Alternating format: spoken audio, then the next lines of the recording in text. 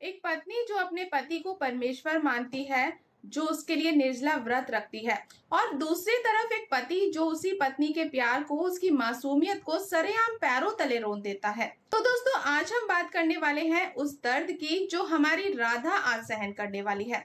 क्या एक औरत की हद से ज्यादा शराफत ही उसकी सबसे बड़ी कमजोरी बन जाती है? तो दोस्तों, हमारी राधा के आज के एपिसोड की शुरुआत होती है एक ऐसे दृश्य से जिसे देखकर शायद आपकी भी आंखें नम हो जाएंगी।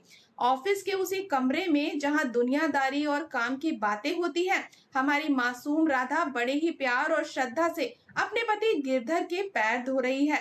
गिरधर थोड़ा झिझकता है, कान में फुसफुसाता है, तुम्हें ऑफिस में ये सब करते हुए शर्म नहीं आ रही है?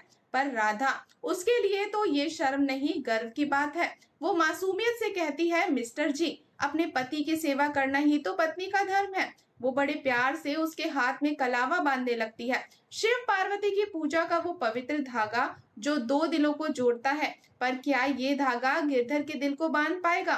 और जैसे ही पूजा संपन्न होने वाली होती है, तभी बजता है गिरधर का फोन। और वो मैसेज किसी और का नहीं बल्कि शनाया का ही होता है। शनाया जो अपने खेल में माहिर है। मैसेज में जहर भरा था, तुमने मुझे नीचा दिखाने के लिए अपनी गंवार पत्नी को ऑफिस बुला लिया। मैं हमेशा के लिए जा रही हूँ, और वो भी साहिल के साथ। साहिल का नाम पढ़ते ही गिरधर के तो चेहरे की हवाइयां ही उड़ जाती हैं। वो पूजा, वो कलावा, वो राधा की श्रद्धा, सब कुछ एक झटके में भूल जाता है। मुझे अभी जाना है, बहुत जरूरी काम है। और ये कहकर वो ऐसे भागता है जैसे उसे राधा की नहीं, किसी और की ही फिक्र सबसे ज्यादा हो। और बेचारी राधा, वो वही ठगी सी बह जाती है। हाथ में वो पवित्र मौली लिए बस यही सोचती है, राम जी भला करे मेरे मिस्टर जी कहाँ चले गए।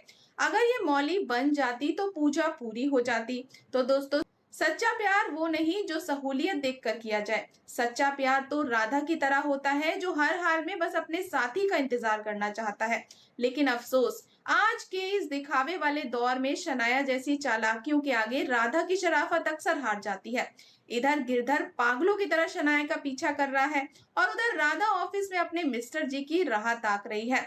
ऑफिस के लोग राधा को समझाते हैं, भाभी जी घर चले जाइए, उनका फोन नहीं मिल रहा है। श्रद्धा दोनों तरफ से होनी चाहिए, आप कब तक ऐसे इंतजार करेंगी? लेकिन हमारी राधा का जवाब सुनकर आपका भी दिल भर आएगा। वो कहती है, पार्वती मैया ने भी तो इंतजार किया था, तब जाकर भोले बाबा आए थे, हम भी यहीं पर इंतजार करेंगे। वो जमीन पर बैठ जाती है, बिना अन्न जल ग्रहण किए। उसके मन में रत्ती भर भी शक नहीं है। उसे पूरा यकीन है कि उसके मिस्टर जी उसके लिए जरूर लौटेंगे। पर क्या गिरधर इस विश्वास के लायक भी है? दूसरी तरफ शनाया साहिल का इस्तेमाल करके गिरधर को अपने घर बुला लेती है। गिरधर उसके सामने किसी कठपुतली की तरह गिड़गिड़ा रहा है, जानू वो खुद आ गई थी, बाबूजी ने मुझे फंसा दिया, मैं तुम्हारे अलावा किसी का नहीं हूँ। शनाया जो एक नंबर की शातिर है, गिरधर की इस लाचारी का पूरा फायदा उठाती है।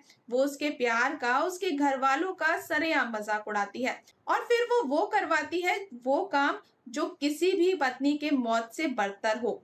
वो गिरधर से राधा को एक ऐसा मैसेज टाइप करवाती है जिसे सुनकर आपके भी रोंगटे खड़े हो जाएंगे। इधर ऑफिस में राधा खुशी से चहक उठती है, मेरे मिस्टर जी का मैसेज आ गया, वो आते ही होंगे। पर जैसे ही वो मैसेज पढ़ती है, उसकी मुस्कान आंसुओं में बह जाती है। गिरधर ने शनाया के कहने पर लिखा था, मुझे तुम्हारी इस दकियानुसी पूजा में कोई दिलचस्पी नहीं है, तुम्हारी वजह से मेरी नाक कटती है, मुझे और शर्मिंदा मत करवाओ, चुपचाप घर जाओ। नाम राधा, दिमाग आधा। जरा सोचिए दोस्तों, जिस औरत ने सुबह से निर्जला व्रत रखा हो, जो भूखी प्यासी जमीन पर बैठकर अपने पति के इंतजार में पलके बिछाए बैठी हो, जब वो अपने ही पति के हाथों लिखी ये गालियां पढ़ेगी तो उसके दिल पर क्या बीतेगी। राधा की आंखों से आंसुओं का सैलाब फूट पड़ता है। वो अपनी लाई हुई खीर ऑफिस के चपरासी बजरंगी को दे देती है, और ये मिस्टर जी की पसंद है, आप सब बांट कर खा लेना। और लड़खड़ाते कदमों से भरी हुई आंखों के साथ वो ऑफिस से बाहर निकल जाती है। पीछे छूट जाती है उसकी मासूमियत और एक ऐसा दर्द जो शायद कभी खत्म ही ना हो। राधा तो अपने आंसुओं के साथ अकेली सड़क पर निकल पड़ी है, लेकिन खेल अभी खत्म नहीं हुआ है दोस्तों। शनाया ने गिरधर को माफ करने के लिए एक नई और शर्मनाक शर्त रख दी है। उसने सरेआम रेस्टोरेंट के बाहर गिरधर से कहा है, अगर सच में सॉरी हो तो अभी मेरे सामने घुटने पर बैठो और माफी मांगो। क्या गिरधर उस शनाये के सामने सरेआम अपने घुटनों पर बैठेगा? क्या राधा कभी इस धोखे से उभर पाएगी? ये सब हम देखेंगे आने वाले धमाकेदार एपिसोड में। तो दोस्तों, आपको क्या लगता है, क्या राधा को अब गिरधर को हमेशा के लिए छोड़ देना चाहिए? अपनी राय हमें कमेंट बॉक्स में जरूर बताएं। और हाँ, ऐसी ही टीवी सीरियल्स की लेटेस्ट अपडेट पाने के लिए हमारे चैनल को सब्सक्राइब करना बिल्कुल ना भूलें। तो मिलते हैं नेक्स्ट अपडेट के साथ, तब तक के लिए गुड बाय।